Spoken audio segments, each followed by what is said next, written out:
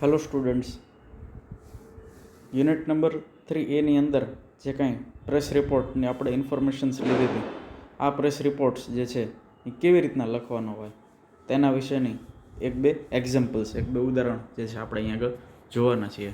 અહીં હેડિંગ આપેલું છે 24 killed as a bus rams into the train. Bus જે છે તે રેલવે ટ્રેક ઉપરથી ટ્રેન સાથે અથડાણી તેની અંદર 24 વ્યક્તિઓ જે છે મૃત્યુ પામ્યા તેની અહીં આગળ વાત છે. કોંગ્રેસ પાર્ટી જે છે એના વર્કર આ માહિતી આપતા કહે છે કે ભાઈ કોંગ્રેસ પાર્ટી દ્વારા એક મોરચો જે છે કાઢવામાં આવ્યો હતો, તેની આ આખી બસ હતી અને આ બસ જે છે તેની અંદર અકસ્માત થવા શું દુર્ઘટના ઘટી તેના વિશેની તે માહિતી આપે છે. અહીંયા બધી વસ્તુ જે છે 1 by 1 જુદા જુદા હેડિંગ સાથે આપણે લખવાની હોય છે. તો હેડિંગનું નામ અહીં આગળ આપણે લખ્યું. ત્યારબાદ સેકન્ડ હેડિંગની માહિતી, મહત્ત્વની જે બાબતો હોય તે હેડિંગ તરીકે આપણે અહીં આગળ દર્શાવશું. બીજી મહત્ત્વની બાબત શું છે તો કે પોલીસમેન કિલ્ડ પણ લખી શકાય અને પોલીસમેન ડાઇડ પણ લખી શકાય. 2 પોલીસમેન એસ્કોર્ટિંગ, હવે જે પોલીસમેન હતા તે અહીં મૃત્યુ પામ્યા છે બસ અકસ્માતની અંદર, અને ડ્રાઈવર અને જે કંડક્ટર છે તેને નાની મોટી ઈજા થઈ છે. કોઝ ઓફ એક્સિડન્ટ એટલે એક્સિડન્ટ થવાનું કારણ શું છે તેની માહિતી લેવામાં આવી. તો રેલવે ક્રોસિંગ, ધોળા રેલવે ક્રોસિંગ છે એની નજીકમાં અકસ્માત જે છે એ બન્યો એમ. 2 buses had already crossed the level of crossing that attend the crossing. It allied was sleeping and he ran away after the accident. હવે 2 બસ જે છે એ રેલવે ક્રોસિંગ પાસે એકાબીજાને ક્રોસ થતી બસને એકાબીજા સાથે નાનું મોટું અથડામણ થઈ, અને અથડામણ થઈ એટલે એક બસનો ડ્રાઈવર જે છે એ નાસી છૂટ્યો, ભાગી ગયો બસ છોડીને. એને કારણે અહીં અકસ્માત થવાનું મુખ્ય ઘટના જે છે એ બની. Magisterial inquiry, chief minister of Gujarat જે છે તે એણે શું ઇન્ક્વાયરી કરીને તેની બાબતની અંદર શું જણાવ્યું. તો ચીફ મિનિસ્ટર ઓફ ગુજરાતે જે છે 10 લાખ રૂપિયાનું અહીં આ આખી દુર્ઘટના ઘટી તેના માટે 10 લાખ રૂપિયા જે છે ઇમિડિયેટલી જાહેર કર્યા કે ભાઈ જે લોકો બસની અંદર મુસાફરી કરતા હતા તે લોકો મૃત્યુ પામ્યા, તેના ફેમિલી મેમ્બર્સ નામે 10 લાખ રૂપિયા જે છે એ આપશું, અને જે લોકોને નાની મોટી ઇન્જરી થઈ છે, ઈજાઓ થઈ છે, તેને અમે સારવાર આપશું ફ્રીમાં, અને ઉપરાંત 2000 રૂપિયા આપશું.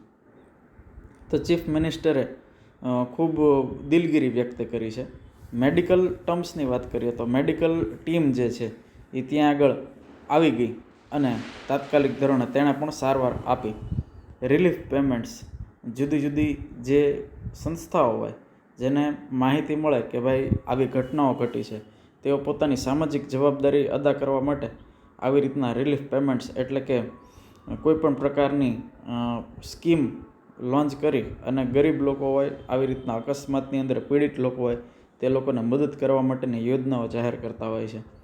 તો રેલવે મિનિસ્ટર જે છે તેણે યોજના જાહેર કરી કે જે લોકો મૃત્યુ પામ્યા છે તેના ફેમિલી મેમ્બર્સને 2000 રૂપિયા, જે લોકોને નાની મોટી ઈજા થઈ છે તેને 1000 અને 500 રૂપિયાની મર્યાદામાં અમે નાણાં ચૂકવીશું.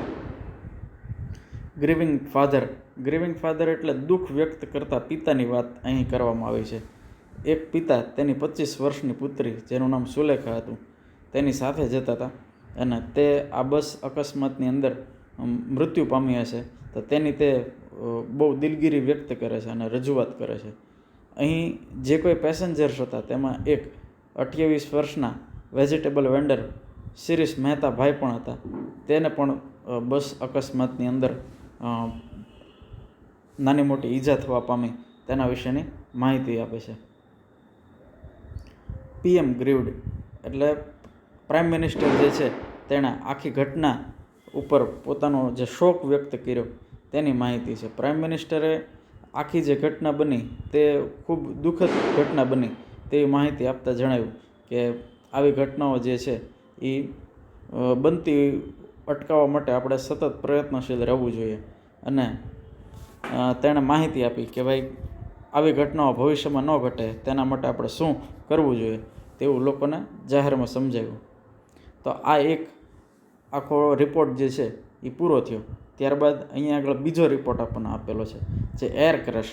એર ક્રેશ એટલે શું થાય, તો તેના વિશેની માહિતી આપણે અહીંયા આગળ લઈએ કે ભાઈ કોઈ એક પ્લેન જે છે એ એક સ્થળેથી બીજા સ્થળે મુસાફરી કરતું હતું, તેની અંદર અકસ્માત થવાના કારણે 80 લોકો જે છે એનું મૃત્યુ પામ્યું હતું. તો તેના વિશેની માહિતી છે.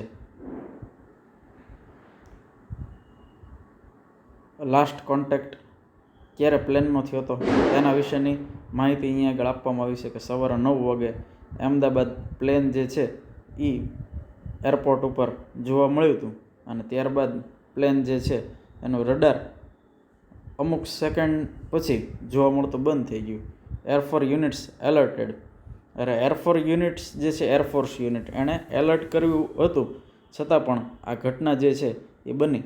15 કિલોમીટર જે છે પ્લેન આકાશમાં પરિવહન કર્યું, ત્યારબાદ કોઈ ઘટના બની અને 71 માણસો અને 9 જે ક્રૂ એટલે કે પશુ પક્ષીની વાત કરે છે તે અહીંયા આગળ મૃત્યુ પામ્યા.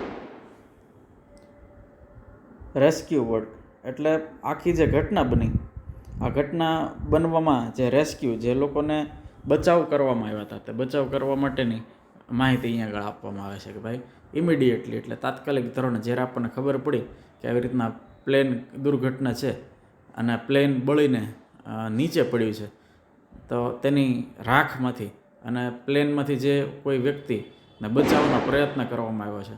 એમ પેસેન્જર્સને બચાવવામાં આવ્યા, અમુક ક્રૂ એટલે અમુક પશુ પક્ષી જે હોય છે તેને બચાવવાનો પ્રયત્ન તાત્કાલિક ધોરણે કરવામાં આવ્યો.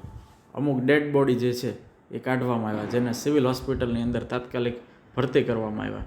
અને અમુક પેસેન્જર જે લોકોને એટલી બધી તકલીફ નહોતી તે લોકોને રિલીઝ કરી દેવામાં આવ્યા. આઈ વિટનેસ જે લોકો સ્થળ પર હાજર હતા, જેણે જોયું, તે લોકો આ આખી ઘટના વિશે શું માહિતી આપવા માંગે છે. તો એ લોકો એ જે સ્થળ ઉપર જે કાંઈ બધી બાબતો જોઈ તેના વિશેની માહિતી આપે છે કે ભાઈ ગ્રાઉન્ડની અંદર સૌથી પહેલાં તો અચાનક જે છે પ્લેન ઉપરથી આવીને આટલી સરફેસ ઉપર, જમીનની એટલી ધરી ઉપર જે છે ઘસાણ. અહીં આજુબાજુમાં જે લોકો કામ કરતા હતા તે લોકોએ આ જે આખી બહુ હોરિબલ, જે બહુ મોટા ધડાકાભેર અવાજ આવ્યો તે આખી ઘટનાને અનુભવી એમ. અને પ્લેન જમીન સાથે અથડાણું એના કારણે એમાંથી ફ્લેમ્સ જે છે એટલે બધી આગ અને વરાળ જે છે એ બહાર આવવા માંડી અને વાતાવરણની અંદર પ્રસરવા માંડી, એવી વાત કરે છે. Official visit.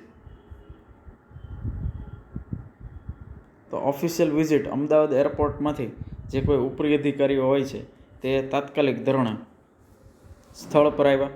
પોલીસ ડિપાર્ટમેન્ટમાંથી લોકો જે છે એ તાત્કાલિક ધોરણે ધસી આવ્યા. Relative information.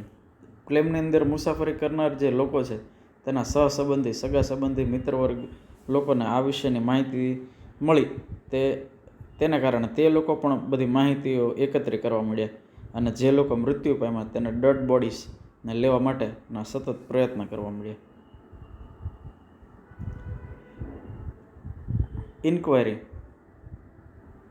સ્પોકમેન of the Ahmedabad airport stated that immediately the inquiry commission would be set upon to find out the cause of the accident. એટલે એક્સિડન્ટ થવા પાછળનું જે કારણ છે તે તાત્કાલિક ધોરણે શોધવાનો પ્રયત્ન કરવા માંડવામાં આવ્યા અને જેની રજૂઆત કાલથી ઇન્વેસ્ટિગેશન ચાલુ કરીને, એટલે જ્યારે અકસ્માત થયો એના બીજા દિવસે ઇન્વેસ્ટિગેશન ચાલુ કરી અને આખો એક ડિટેલ રિપોર્ટ જે છે એ અમદાવાદ એરપોર્ટને જમા કરાવવામાં આવશે તેવી માહિતી અહીંયા આગળ આપવામાં આવે છે. આપણે 2 રિપોર્ટ જે છે અહીંયા જોઈએ, ત્યારબાદ ત્રીજો રિપોર્ટ જે છે killer earthquake, at least 1000 injuries above 1000 in Ahmedabad. હવે અમદાવાદ શહેરની અંદર જે અર્થક્વેક આવ્યો એટલે ધરતીકંપ આવ્યો તેના વિશેની અહીંયા આગળ માહિતી છે. તો આ બધા જે રિપોર્ટ્સ છે એ રિપોર્ટ ન્યૂઝપેપરની અંદર લખાતા હોય છે. લખાતા હોય તેની પહેલાં આપણે અહીંયા આગળ જે ઘટના બની છે તેના વિશેના જે રિપોર્ટ લખાતા હોય તે ટાઈપના બધા રિપોર્ટ હોય છે. તો 2 રિપોર્ટ આપણે જોઈએ. ત્યારબાદ અર્થક્વેકનો રિપોર્ટ છે, જેની અંદર મેં તમને કીધું એમ કે આ કુદરતી આપત્તિ કહેવાય. તો આવા બધા હેડિંગ બાંધી ને એની અંદર જે છે એ તમારે લખાણ લખવાનું થતું હોય છે. આ બધી કુદરતી આપત્તિ વિશેના જ તે રિપોર્ટ આપણે જોઈએ છીએ. હેવી રેન ઇન સિટી, તો શહેરની અંદર ખૂબ ભારે વરસાદ આવ્યો તેના માટેનો પણ રિપોર્ટ અહીંયા આગળ આપણે જોઈએ. આની પહેલાંનો જે રિપોર્ટ હતો તે અર્થક્વેક અમદાવાદની અંદર આવ્યો, તો તેની અંદર પણ અમુક મુદ્દાઓ પાડી અને આપણે આખી જે ઘટના બનતી હોય છે, જેમ કે અર્થક્વેક છે, તો અર્થક્વેકની કેવી અસર આવતી હોય એ અસર વિશે અમુક પોઈન્ટ જે છે આપણે આપણા માઇન્ડમાં ઉતારેલા હોય, તો આવા હેડિંગ બાંધી ને એની અંદર આપણે જે છે વાક્ય લખી શકતા હોઈએ છીએ. Heavy rain in the city, તો વરસાદ આવે એને કારણે કેવી પરિસ્થિતિ થાય છે, વરસાદની શું અસર થાય છે, વરસાદના કારણે જનજીવન ઠપ થઈ જાય છે. આ બધી બાબતો લોકોનું જે રોજબરોજની પ્રવૃત્તિઓમાં શું ફેરફાર આવે છે, આ બધી વસ્તુ જે છે એ આપણે આપણા મગજની અંદર રાખી અને રિપોર્ટ જે છે એ તૈયાર કરવો હોય તો આપણે અમુક આવા મુદ્દા બનાવી નાખવાના, અને મુદ્દા બનાવીને એની અંદર જે છે એ બધા લખાણ લખી શકતા હોય કે બસ જે છે એ આની અંદર ફસાઈ ગઈ હતી, બાળકો સ્કૂલેથી આવતી તો એ બાળકો સ્કૂલેથી આવતી એ બસ આખી આની અંદર ફસાઈ ગઈ. અમુક ઉદ્યોગપતિઓ પોતાના વાહન લઈને એક સ્થળેથી બીજે સ્થળે જતા હતા તો તે લોકો સલવાઈ ગયા. મેડિકલ ઇમરજન્સીસ આવી, અમુક ઘર જે છે એ પડી ગયા, રિલીફ કેમ્પ જે છે એ જાહેર કરવામાં આવ્યો હતો. આવી બધી બાબતો જે છે યુનિટ 3 એની અંદર આપણે જોવાની આવે છે. પરીક્ષાની અંદર આપણે 4 પ્રશ્નો આ વખતે આપણને 14 માર્કના પૂછાવાના છે. તેમાંથી કોઈ પણ 3 યુનિટના જ આપણે જવાબ આપવાના રહેશે. તો યુનિટ 3A ની અંદર જે કાંઈ આપણે માહિતી લેવાની હતી એ આપણે લઈ ચૂક્યા છીએ. હવે આવતા લેક્ચરમાં આપણે યુનિટ 3B વિશેની માહિતી લઈશું.